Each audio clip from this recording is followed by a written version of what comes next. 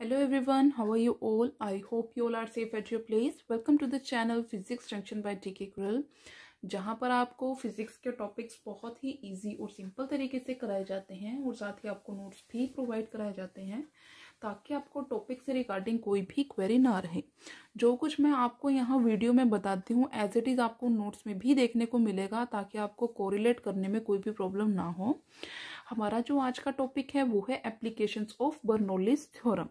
Bernoulli's theorem हम पूरा full flash topic कर चुके हैं, उसकी कुछ एप्लीकेशंस है जो मैं आज आपके सामने डिस्कस करना चाहती हूँ।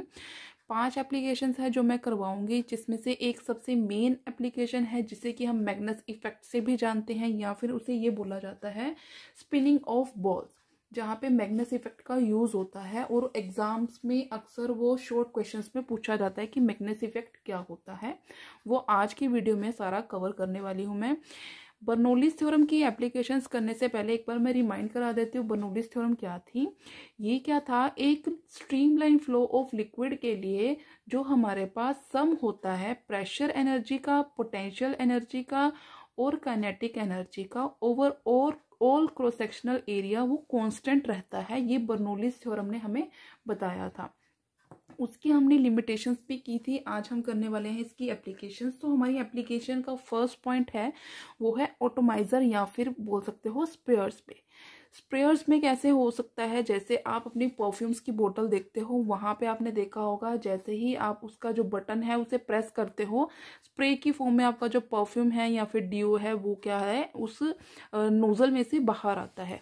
तो ऐसा किस लिए होता है, वहां पे यूज होती है बर्नौलीज थ्योरम। वो कैसे यूज होते हैं अब हम देखेंगे। वो ये क्या है, हमारे पास बहुत ही कॉमन फॉर्म है ऑटोमाइजर की। यहाँ पे हमने एक रबड़ का बल्ब लगाया हुआ है बी, ठीक है, और इस बल्ब को हमने क्या करना है, स्क्वीज करना है। स्क्वीज मतलब हमने इसको प्रेस किया इस तरह से, तो ये क्या करेगा, यहाँ पे क्या होगा, एयर ब्लो होगी। ठीक है, हमने इस बल्ब को क्या किया है, स्क्वीज किया है, तो यहाँ से जो एयर है वो बहुत ही हाई स्पीड के साथ यहाँ से निकलेगी इस ट्यूब टी में से। जब यहाँ से जो एयर है वो निकलेगी, पास होगी, ब्लो करेगी, तब क्या होगा, यहाँ पे जो प्रेशर होगा, ये वाला प्रेशर जो इस ट्यूब के अंदर है वो प्रेशर तो कम होगा, बट यहाँ पे जो फ्री सरफेस के ऊपर प्रेशर है इस लिक्विड की, वहां पे प्रेशर ज्यादा होगा और ये जो प्रेशर होगा इसे हम बोलेंगे एटमॉस्फेरिक प्रेशर। ठीक है, एक बार मैं दोबारा बता रही हूँ। हमने क्या किया, इस जो रबड़ का बल्ब है बी, इसे हमने स्क्वीज किया। जब हमने इसको स्क्वीज किया तो एयर जो है इस टी ट्यूब में से ब्लो करना स्टार्ट कर जाएगी।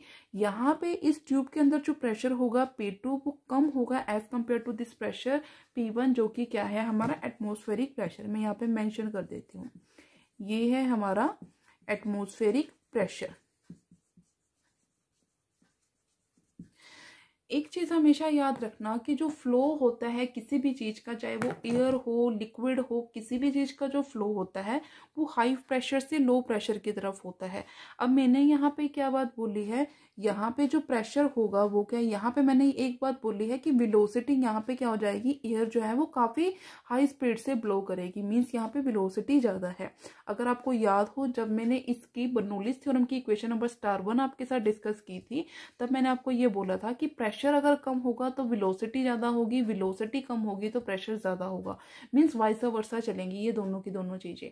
ठीक है, इसकी आई थिंक सेकंड फॉर्म थी जो मैंने पार्ट 2 में सेकंड फॉर्म करवाई थी, उसमें मैंने ये बात डिस्कस की थी। ठीक है, अगर प्रेशर ज्यादा होगा वेलोसिटी कम होगी, वेलोसिटी ज्यादा होगी तो प्रेशर कम होगा। ये सारी की सारी एप्लीकेशंस में ये बात चलेगी, तो आपको ये अपने दिमाग में बिठानी पड़ेगी। तो यहाँ पे क्या है, मैंने यहाँ पे बोला कि जो एयर है वो हाई स्पीड से ब्लो करेगी, इट मीन्स यहाँ पे प्रेशर कम हो जाएगा। यहाँ पे प्रेशर ज्यादा है जो कि एटमॉस्फेरिक प्रेशर है, और यहाँ पे हमारे पास जो लिक्विड है वो हाई टू लो प्रेशर जो है वो फ्लो करेगा। या फिर आप एयर भी है, कोई भी चीज है वो हाई टू लो प्रेशर की तरफ मूव करती है, उसको स्टेबल होने के लिए वो क्या करेगी, हाई टू लो प्रेशर की तरफ जाएगी। तो यहाँ से जो लिक्विड है वो क्या करेगा, इस जो ट्यूब है उसके थ्रू क्या है पास होना स्टार्ट हो जाएगा, वो इस ट्यूब के अंदर आ जाएगा। और जब हम क्या करेंगे, बटन को प्रेस करते हैं, तो यहाँ से हमारे पास इस नोजल के थ्रू क्या है, हमें लिक्विड स्प्रे की फॉर्म में निकलता हुआ दिखाई देता है। ये वर्किंग होती है ऑटोमाइजर की या स्प्रेयर्स की। अब आप यहाँ पे पूछोगे कि बर्नौलीज थ्योरम यहाँ पे क्या वर्क कर रही है। बर्नौलीज थ्योरम का क्या फंक्शन है यहाँ पे कि प्रेशर अगर कम है तो मीन्स वेलोसिटी ज़्यादा है। वेलोसिटी मैंने यहाँ पे बोला था कि एयर जो है वो हाई स्पीड से ब्लो करेगी, तो इट मीन्स यहाँ पे प्रेशर कम हो गया। तो प्रेशर का फंक्शन यहाँ से क्या हुआ कि हाई टू लो प्रेशर जो है यहाँ पे मूव किया लिक्विड, और इस नोजल की हेल्प से हमें निकलता हुआ दिखाई दिया है in the form of spray. तो ये है हमारी फर्स्ट एप्लीकेशन। सिमिलरली हम करेंगे इसकी सेकेंड एप्लीकेशन की, जो हमारे पास एरोप्लेन के विंग्स होते हैं, वहाँ पे उनको लिफ्ट करने के, एरोप्लेन को लिफ्ट करने के लिए उसके विंग्स में ये कैसे वर्क करती है, अब हम वो देखते हैं। हमारा सेकेंड पार्ट है कि एरोप्लेन की विंग्स को लिफ्ट अप करने के लिए बर्नौलीज थ्योरम कैसे फंक्शन करती है। जो हमारे पास एरोप्लेन की विंग्स होते हैं उनकी शेप कैसी बनाई जाती है, उनकी जो अपर सरफेस होती है या फिर आप फ्रंट सरफेस बोल सकते हो, बेसिकली अपर सरफेस बोलेंगे। जो अपर सरफेस होती है वो कर्व्ड बनाई जाती है as compare to the lower surface. Lower surface जो होती है वो almost flat you can say होती है, बट जो अपर सरफेस है उसको कर्व्ड बनाया जाता है। ऐसा क्यों होता है कि कर्व्ड सरफेस जो होती है एरोप्लेन विंग्स की, जो कि अपर सरफेस होती है, वहाँ पे जो वेलोसिटी होती है एयर की, एयर काफ़ी ज़्यादा हाई स्पीड से मूव करती है। ठीक है, जो अपर सरफेस है वहाँ से जो वेलोसिटी होती है एयर की वो बहुत हाई होती है, जिसकी वजह से वहाँ पे जो प्रेशर है वो लो हो जाता है as compare to the bottom part. ठीक है, बॉटम पार्ट पे वेलोसिटी कम होगी और वहाँ पे जो प्रेशर है वो हाई होगा, जिसकी वजह से क्या होता है, बॉटम पार्ट में प्रेशर हाई होने की वजह से जो विंग्स होते हैं वहाँ पे जो ग्रेविटेशनल पुल होता है वो कम हो जाता है एज कम्पेयर टू द जो हाई प्रेशर है। यहाँ पे जो लो वेलोसिटी की वजह से हाई प्रेशर आया है, या फिर यहाँ पे जो प्रेशर डिफरेंस है उसके वो ओवरकम कर देता है to the gravitational pull. Gravitational pull जो है यहाँ पे कम हो जाता है, जिसकी वजह से जो एरोप्लेन की विंग्स हैं वो लिफ्ट अप हो जाते हैं, और हमारा जो एरोप्लेन है वो भी क्या हो जाता है, लिफ्ट अप हो जाता है। एक बार मैं दोबारा बता रही हूँ, हमारे जो एरोप्लेन विंग्स होते हैं उनकी जो शेप है वो ऊपर से कर्व्ड बनाई जाती है और नीचे से कर्व्ड नहीं होती है, ऑलमोस्ट आप फ्लैट बोल सकते हो। तब वहाँ पे क्या होता है, जो एयर का ब्लो होगा, एयर की वेलोसिटी होगी कर्व्ड सरफेस के ऊपर वो ज़्यादा होगी यहाँ पे as compare to the lower part, जिसकी वजह से यहाँ पे जो प्रेशर है अपर पार्ट के ऊपर वो कम हो जाएगा और लोअर पार्ट पे प्रेशर ज़्यादा हो जाएगा, जिसकी वजह से एक प्रेशर डिफरेंस जनरेट हो जाएगा। इस प्रेशर डिफरेंस की वजह से क्या होगा कि ये प्रेशर डिफरेंस इतना हो जाएगा कि जो ये ग्रेविटेशनल पुल होता है उससे ओवरकम कर जाएगा। ठीक है, ये जो प्रेशर होगा वो ग्रेविटेशनल पुल से ज़्यादा होगा, ये प्रेशर डिफरेंस, जिसकी वजह से क्या होते हैं, हमारे जो एरोप्लेन है उनके जो विंग्स होते हैं वो लिफ्ट अप होना स्टार्ट हो जाते हैं और हमारा एरोप्लेन क्या है वो लिफ्ट कर जाता है। तो यहाँ पे भी क्या वर्क किया है फंक्शन कि प्रेशर अगर कम है तो वेलोसिटी ज़्यादा है, वेलोसिटी ज़्यादा है तो प्रेशर हमारा कम है, मीन्स ये वाइस वर्सा कंडीशन चलेगी। अगर प्रेशर ज़्यादा है वेलोसिटी कम होगी, वेलोसिटी ज़्यादा है तो प्रेशर कम होगा। उसके बाद हम बात कर लेते हैं थर्ड पॉइंट की। थर्ड पॉइंट पे भी क्या है हमारे पास, blowing off the roofs during the storms. ठीक है, इसके अंदर भी सेम फंक्शन जो है वो वर्क करेगा, मैं आपके साथ अभी डिस्कस करती हूँ। सो थर्ड पॉइंट में हमारा क्या है, ये बोला जाता है जनरली जब हमारे पास स्टॉर्म्स आते हैं, तूफान आते हैं या साइक्लोन्स आते हैं, तो हमारे जो हट्स होती हैं या फिर जो जिन घरों के अंदर जो रूफ्स होती हैं वो टिन की होती हैं वो उड़ जाती हैं विदाउट उसकी जो वॉल्स हैं उसे डैमेज किए बगैर। ऐसा क्यों होता है कि जो छतें हैं वो उड़ जाती हैं, बाकी जो हमारे पास उसकी जो वॉल्स हैं वो एज इट इज रहती हैं? इसके पीछे रीज़न क्या है? जो हमारे पास अगर हम आउटसाइड बात करें, जैसे हम यहाँ पे बात कर रहे हैं इसकी अपर सरफेस के ऊपर, जो हम रूफ्स है उसके ऊपर अगर हम बात करें तो यहाँ पे क्या होता है, हमारा यहाँ पे जो वेलोसिटी होती है एयर की वो बहुत ज़्यादा होती है, जिसकी वजह से ये जो प्रेशर होगा यहाँ पे ये लो होगा। ठीक है, सपोज कर लिया ये है प्रेशर P2, यहाँ पे है प्रेशर P1। ये जो P2 प्रेशर है वो लो हो जाएगा एज कम्पेयर टू द जो अंदर वाला प्रेशर है P1, क्योंकि वहाँ पे वेलोसिटी नहीं है एयर की या फिर बहुत कम वेलोसिटी है, जिसकी वजह से क्या होता है एक प्रेशर डिफरेंस जनरेट हो जाता है। प्रेशर डिफरेंस जनरेट होगा, इस प्रेशर डिफरेंस की वजह से क्या होता है कि हमारे पास जो छतें होती हैं उनके जो रूफ्स होती हैं या टिन की जो भी शेड वगैरह डाली होती हैं वो ब्लो ऑफ हो जाती हैं, जिसकी वजह से हमारे जो वॉल्स हैं उसमें कोई भी नुकसान नहीं पहुंचता, वहाँ पे कोई भी डैमेज नहीं होता। तो यहाँ पे बर्नौलीज थ्योरम का वर्क होता है कि यहाँ पे हाई वेलोसिटी होने की वजह से जो प्रेशर है वो लो हो जाता है, जिसकी वजह से एक प्रेशर डिफरेंस जो है वो जनरेट हो जाता है। और यही रीज़न है हमारा कि हमारी जो घर की छतें हैं जो कि टिन की होती हैं या टेम्परेरी आप बोल सकते हो, वो बेसिकली उड़ जाते हैं हाई स्टॉर्म्स में या फिर साइक्लोन्स में। ठीक है, ये है हमारा थर्ड पॉइंट। इसके बाद हमारा आता है मैग्नस इफेक्ट, जिसको हम क्या बोलते हैं, सेकंड अगर हम बोल सकते हैं curved motion of spinning balls. ठीक है, ये अब हम देखते हैं कि इसमें क्या होता है। अब हम डिस्कस करेंगे curved motion of spinning balls, जिसको कि हम मैग्नस इफेक्ट पे बोलते हैं। यहाँ पे आपको 3 फिगर्स दिखाई दे रही होंगी, ए, बी और सी। इन तीनों फिगर्स को हम डिस्कस करेंगे। सबसे पहले हमने क्या किया कि जब हमारे पास बॉल है, एक बॉल जिसको कि हमने स्पिन किया है, ठीक है, उस स्पिनिंग बॉल को हमने थ्रो किया है, मीन्स कि बॉल को हमने थ्रो किया बट उसे थोड़ा सा स्पिन प्रोवाइड कर दिया है। ये जो हम डायरेक्शन दिखा रहे हैं, ये हम दिखा रहे हैं कि बॉल जो है वो स्पिन की है और इसकी जो डायरेक्शन है वो क्लॉकवाइज हमने यहाँ पे दिखाई हुई है। और यहाँ पे क्या होगा, वो यूजुअली क्या करती है, वो अपना पाथ जो उसे जब हमने बॉल को स्पिन कर दिया तो यूजुअली उसको जो अपना पाथ फॉलो करना होता है वो उस पाथ से डेविएट हो जाती है। तो वो जो डेविएशन हो जाती है उसकी अपने ओरिजिनल पाथ से, उसको हम बोलते हैं मैग्नस इफेक्ट। ये होता है मैग्नस इफेक्ट कि हमने बॉल को स्पिनिंग मोशन में थोड़ा सा स्पिन प्रोवाइड करके थ्रो किया है, तो अपने जो पाथ से जो एक्चुअल पाथ उसको फॉलो करना था उससे वो डेविएट हो जाती है। तो इस इफेक्ट को हम बोलते हैं मैग्नस इफेक्ट।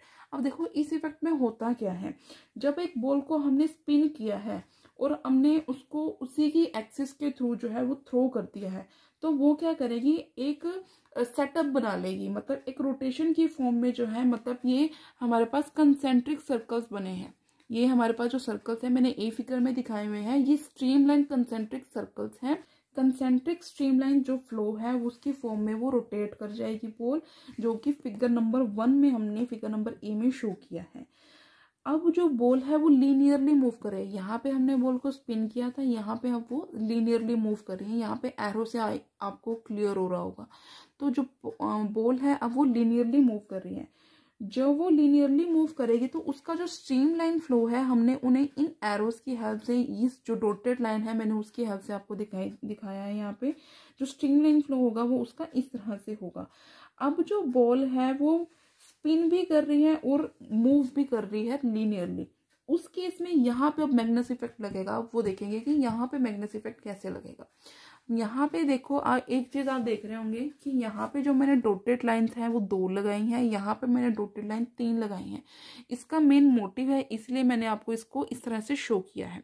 अब हमने क्या किया, बॉल को स्पिन करके थ्रो किया है, उसकी वजह से क्या होगा, देखो जो बॉल है वो क्लॉकवाइज डायरेक्शन में हमने इसको स्पिन किया था। अब यहाँ पे जो पाथ वो अपना फॉलो कर रही है वो ये होगा, ठीक है। उसी दौरान क्या होगा, जो एयर का फ्लो होगा वो इसके अपोजिट डायरेक्शन में होगा, ठीक है। एयर का जो फ्लो है वो अपोजिट डायरेक्शन में होगा। इसके अपर सरफेस की बात कर रही हूँ मैं, ठीक है, इसके अपर सरफेस की बात कर रही हूँ। इस अपर सरफेस पे ये बॉल जो है क्लॉकवाइज मूव कर रही है, यहाँ पे जो लिक्विड जो एयर का फ्लो हो रहा है वो बिल्कुल इसके ऑपोजिट है। मीन्स इस बॉल के मोशन को एयर का फ्लो कहीं ना कहीं कम कर रहा है, इस बॉल के मोशन को यहाँ पे रिस्ट्रिक्ट कर रहा है इस एयर की वेलोसिटी, जो कि क्या है, इस बॉल के मोशन के अपोजिट डायरेक्शन में है। अब बॉल यहाँ पे स्पिन हो रखी है, यहाँ से जो बॉल का बेसिकली मोशन है वो इस तरह से है, ठीक है, और एयर का जो मोशन है वो इसके अपोजिट है, यहाँ पे वेलोसिटी होगी कम। अब इसके लोअर पार्ट की बात कर रहे हैं। लोअर पार्ट पे बॉल तो स्पिन कर रही है बट यहाँ पे एयर भी आ रही है। यहाँ पे जो मोशन होगा बॉल का वो होगा इस डायरेक्शन में, और जो एयर का फ्लो है वो भी क्या है, सेम डायरेक्शन में है। तो यहाँ पे क्या चीज होगी, यहाँ पे वेलोसिटी कम होने की वजह से प्रेशर जो है ज्यादा हो जाएगा। यहाँ पे जो वेलोसिटी होगी कम हो जाएगी बॉल की, और प्रेशर जो है वो ज्यादा हो जाएगा। और यहाँ पे प्रेशर क्या है हमारा, वेलोसिटी क्या होगी, कंपैरेटिवली ज्यादा होगी। तो यहाँ पे प्रेशर क्या होगा, कम होगा। इसके अपर सरफेस पे जो है वो वेलोसिटी कम है तो प्रेशर क्या होगा, यहाँ पे ज़्यादा होगा। यहाँ पे वेलोसिटी ज़्यादा है तो प्रेशर क्या होगा, कम होगा। तो इसी तरह से क्या होगा, एक प्रेशर डिफरेंस जो है वो जनरेट हो जाएगा। अब यहाँ पे क्या हुआ है, हमारे पास वेलोसिटी ज़्यादा है तो इस प्रेशर डिफरेंस की वजह से जो हमारे पास बॉल है वो क्या करेगी, डाउनवर्ड डायरेक्शन में मूव करेगी। मीन्स यहाँ पे प्रेशर ज़्यादा है और यहाँ पे प्रेशर कम है तो हमारे पास जो बॉल है वो क्या करेगी, जो स्पिन जो जाएगी उसका जो मोशन होगा बॉल का वो डाउनवर्ड डायरेक्शन में होगा। मीन्स यहाँ पे प्रेशर ज़्यादा है तो बॉल का जो मोशन है वो इस डायरेक्शन में होगा। मीन्स कि जो बॉल है वो नीचे की मतलब बॉटम सरफेस की तरफ जाएगी। अगर हम बॉल की जो डायरेक्शन है बॉल को एंटी क्लॉकवाइज डायरेक्शन में मूव करवाते हैं तो हमारे पास जो बॉल का मोशन होगा, बॉल का जो प्रेशर डिफरेंस हमारे पास जनरेट होता है वो यहाँ अपवर्ड डायरेक्शन में होगा। तो अब ये बॉल का जो मोशन होगा वो कहाँ होगा, डाउनवर्ड डायरेक्शन में होगा। तो ये हमें क्या बोलते हैं, इसे हम बोलते हैं मैग्नेस इफेक्ट। मीन्स बॉल को तो हमें लीनियर पाथ फॉलो करना था बट वो क्या किया उसने, प्रेशर डिफरेंस होने की वजह से उसका वो अपने पास से डेविएट करके डाउनवर्ड डायरेक्शन में चली गई है। सो ये है हमारे पास curved motion of spinning balls, या फिर हम इसको मैग्नेस इफेक्ट भी बोलते हैं। अब मैं फिफ्थ पॉइंट को ऐसे ही जनरली बता दे रही हूँ। हमारे पास फिफ्थ पॉइंट है motion of two parallel boards. Motion of two parallel boards बिल्कुल सिंपल है, इसमें कुछ भी नहीं करना है। हमारे पास दो बोर्ड्स हैं जो कि क्या कर रही हैं, सेम रो में मूव कर रही हैं और एक दूसरे के बहुत ज़्यादा पैरेलल है। ये हमारे पास दो बोर्ड्स हैं, ठीक है, या जिसकी वजह से इनके बोर्ड्स के इन बिटवीन जो हमारे पास वाटर है उनकी जो स्ट्रीम्स हैं उनकी वेलोसिटी यहाँ पे ज़्यादा होगी। वेलोसिटी अगर ज़्यादा होगी तो प्रेशर क्या होगा, कम होगा as compare to the outside. Outside में हमारे पास वेलोसिटी कम होगी, प्रेशर क्या होगा, ज़्यादा होगा। तो ये क्या करेंगी, आउटसाइड में प्रेशर ज़्यादा होने की वजह से इन बोर्ड्स को क्या करेंगी, पुश करेंगी, जो कि क्या करें, एक दूसरे के इनवर्ड डायरेक्शन में इनको पुल करेंगी। मीन्स एक दूसरे की ये और ज़्यादा क्लोज आएंगी। एक दूसरे के ज़्यादा क्लोज आने की वजह से क्या होगा, एक दूसरे के साथ कोलाइड कर सकती हैं और एक दूसरे को डैमेज कर सकती हैं। तो यहाँ पे भी जो फंक्शन होगा वो बर्नौलीज थ्योरम का ही होगा, क्योंकि वेलोसिटी कम होने की वजह से प्रेशर ज़्यादा हम यहाँ पे डिस्कस कर रहे हैं। तो ये हमारे पास कुछ 4-5 पॉइंट्स थे इसकी एप्लीकेशंस के, जिसमें से मैग्नेस इफेक्ट बहुत ज़्यादा इंपॉर्टेंट है, एग्जाम्स में पूछा जाता है शॉर्ट क्वेश्चन में। सो आई होप आपको ये समझ में आया होगा। अगर नहीं समझ में आया तो मुझे कमेंट करके दोबारा पूछ सकते हैं, मैं दोबारा आपके सामने डिस्कस कर दूंगी। सो अगर आपको मेरी वीडियो अच्छी लगी हो तो मेरी वीडियो को लाइक करना, मेरे चैनल को सब्सक्राइब करना, ज़्यादा से ज़्यादा शेयर करना। Thanks for watching.